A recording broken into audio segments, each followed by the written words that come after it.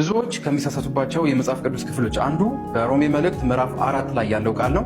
እንዲህ የሚል ቃል አለ እዛ ላይ። መጽሐፍስ ምን አለ? አብርሃም እግዚአብሔርን አመነ ጽድቅም ሆኖ ተቆጠረለት የሚል ቃል አለ። ብዙዎች ይህንን ቃል ያለ አውዱ ያለ ኮንቴክስቱ በማውጣት እምነት ብቻ ያድናል ይላሉ። ነገር ግን ይህ ሐሳብ ከጳውሎስም እሳቤ ውጪ ነው። ጳውሎስ አይደለም በሮሜ መልእክት በሌሎቹ በ13ቱ መልእክታት እምነት ብቻ ያድናል ብሎ አንድም ጊዜ አልተናገረም። ነገር ግን አብርሃም እግዚአብሔር አመነ ጽድቅም ሆኖ ተቆጠረለት የሚለው ቃል ያለ ኮንቴክስቱ የተወሰደ ቃል። ይህ ትምክህት ካልሆነ በስተቀር ሌላ ምንም ሊሆን አይችልም። ቢኮዝ ማንም ሰው በገዛ ስራው እንደሚጸድቅና ወደ እግዚአብሔር እንደሚመጣ በእግዚአብሔር ፊት ተቀባይነት እንደሚያገኝ ያሰበለት እግዚአብሔርን መሳደቡ እንደሆነ በእርግጥ መጽሐፍ ቅዱሳችን ሙሉን ስናነብ እሙን ነው።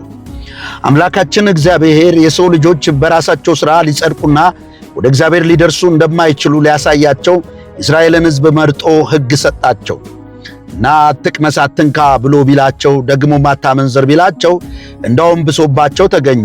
ሕጉም ኃጢአተኝነታቸውን የሚያሳውቃቸው እንጂ ፍጹም ሊያረጋቸው እንደማይችል ተረድተውም ምንም የማይጠቅሙና የማይረቡ ሆኖ እንዳለ በሕጉ ሊኖሩ የእግዚአብሔርን ስታንዳርድ ሊሞሉ የማይችሉ ደካማ ሙታኖች መሆናቸው ሲገባቸው ሞግዚት እንዲሆንላቸውና ከዛ የእግዚአብሔርን ልጅ የዘላለም ጽድቅ ክርስቶስ ኢየሱስን የእግዚአብሔርን ምሕረትና ቸርነት ለመቀበል ይሻሙ ዘንድ ነበር እግዚአብሔር ያደረገው።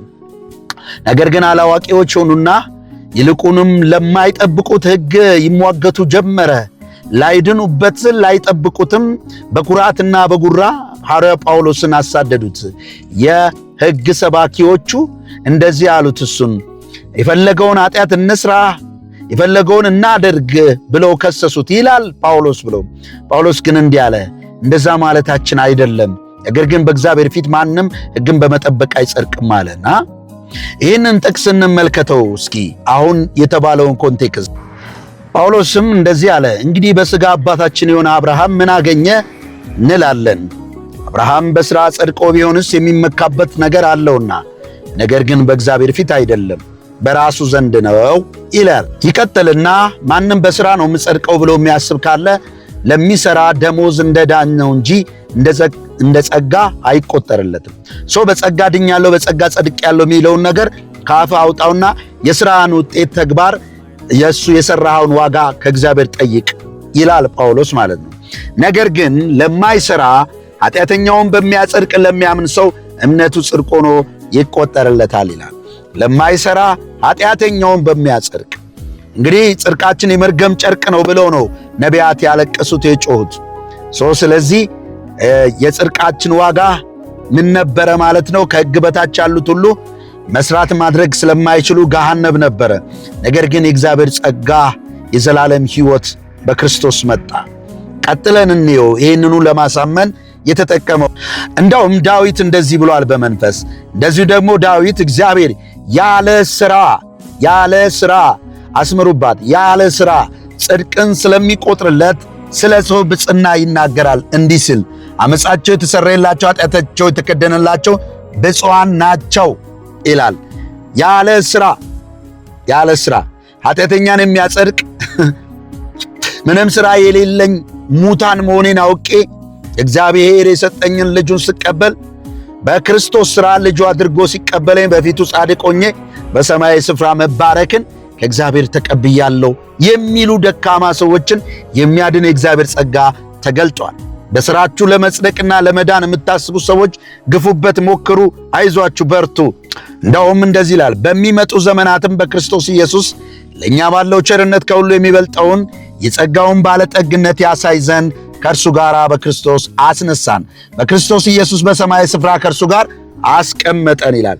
እንደውም በሚመጣው ዘመን ብዙ ምስጋና እግዚአብሔር ለመቀበል ያው የሚበልጠው የጸጋው ባለጠግነት ያሳይ ዘንድ በጸጋው ባለጠጋ መሆኑ ይታይ ዘንድ እንጂ ማንም ሰው እግዚአብሔር ፊት ይህን ሠራው የሚለው እንዳይኖር አፍ ሁሉ ይዘጋ ዘንድ ከሕግ በታች ያሉት ከፍርድ በታች ነበሩ። ይቀጥልና ይላል ጸጋው በእምነት አድኗቸዋል፣ ይህም የእግዚአብሔር ስጦታ ነው እንጂ ከናንተ አይደለም። ያው ጸጋው በእምነት ምን ብሏቸው አድኗቸዋል። የእግዚአብሔር ቸርነት ስጦታ በእምነት ነው ያዳነን፣ በእምነት ይህም የእግዚአብሔር ስጦታ ነው እንጂ ከናንተ አይደለም። ስራ የምትሉ ሰዎች ህግ አጥባቂዎችም እንዲህ ነበር የሚሉት፣ ግን እነሱ ራሱ በጣታቸው ሊነኩት የማይወዱትን ነው። ለምን ሰርታችሁ በስራ አታሳዩንም የሚል ሙግት አለኝ እኔ ብዙ ጊዜ። ማንም እንዳይመካ ከስራ አይደለም። ኦኬ እኛ ፍጥረቱን እንመላለስበት ዘንድ መልካሙ ስራ ለማድረግ በክርስቶስ ኢየሱስ ተፈጠረ። ሰው ጸድቆ በእግዚአብሔር ቸርነትና ምሕረት ድኖ እንደገና ደግሞ መልካሙ ስራ ለማድረግ ራሱ የእግዚአብሔር ጸጋ ያስፈልገዋል። ኃጢአተኝነትን፣ ዓለማዊ ምኞትን ክደን የተባረከውን ተስፋችን የታላቁን የአምላካችንን የኢየሱስ ክርስቶስን ክብር የምንጠብቅበት የእግዚአብሔር ጸጋ አለ። ስለዚህ ምንም ነገር ስታደርጉ ስትሰሩ በጸጋ ነውና የምትሰሩት፣ እኔም ማልጠቅም ባሪያ ነኝ በሉ ተብሎ እግዚአብሔር ብቻ ክብር የሚገባው ሆኖ ተቆጥሯልና ማናችሁም በስራ ነው ምናምን ብላችሁ እንዳትመጻደቁ አደራላችኋለሁ። ታንኪዩ